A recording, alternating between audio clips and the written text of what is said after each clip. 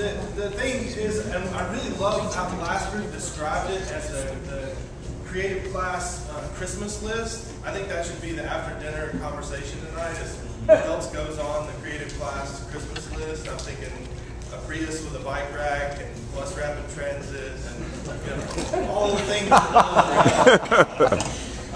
There was a realization in our group that okay, there's a lot of aspirations. There's certain aspirations that would exist in this room and certain aspirations that would not exist in this room. So from the scattershot diagram that we had up in front of us, the question came up of, well, what things might liberate a system to where it can provide for all of these aspirations?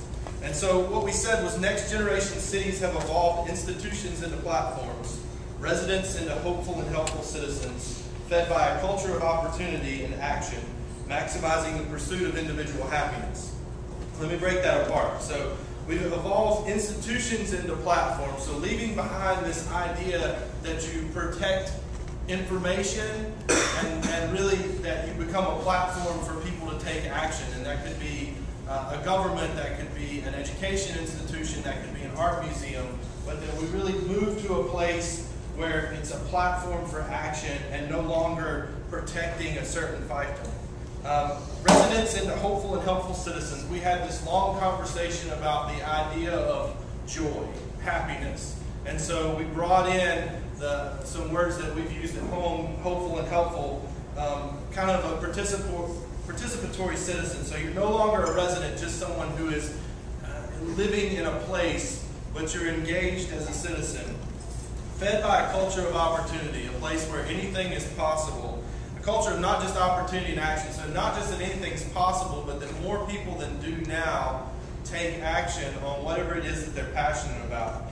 And that there's a self-interest notion here that's maximize the pursuit of individual happiness. That we kind of are making an assumption that you can pursue individual happiness to a positive end for the entire community. So that's backed up by a set of do's and don'ts. Right, you can tell we collaborated on these. What is that? No, so we have two do's and two don'ts. So we're going to be real simple. On the do side, we basically said that you should set parameters, don't make prescriptives. So the idea is, don't give someone kind of the exact answer that they got to go build. You got to build a Cape Cod house with this color siding sort of thing. But set kind of broad parameters that people can work in. The second one was to be holistic in your thinking.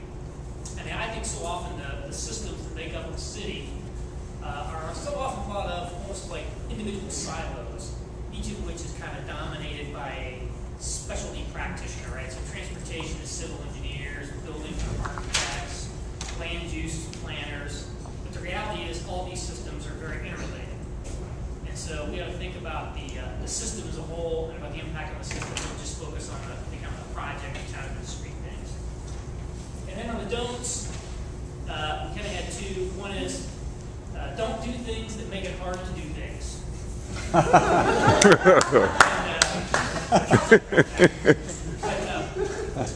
you want to have a city where people can have platforms to take action or have entrepreneurship, you want to make it easy for people to take action and to be an entrepreneur. You don't want to burden them down with enormous numbers of regulations or red tape or creating new barriers to people doing things. So with that, of course, comes risk. What if something happens that's bad? And I think that's part of it. You want to have a risk-taking entrepreneurial culture. Eventually, you're going to have some negative outcomes. You just have to be willing to accept that.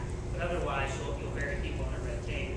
I think, too, about suburbs, just thinking back to what we have a tendency to default to real estate development. Right? When you're trying to do a 2,200 home subdivision in the suburbs, it's really easy to amortize all the cost and the compliance across all those units. But if you're trying to do things in the city, it's going to be a lot smaller scale often.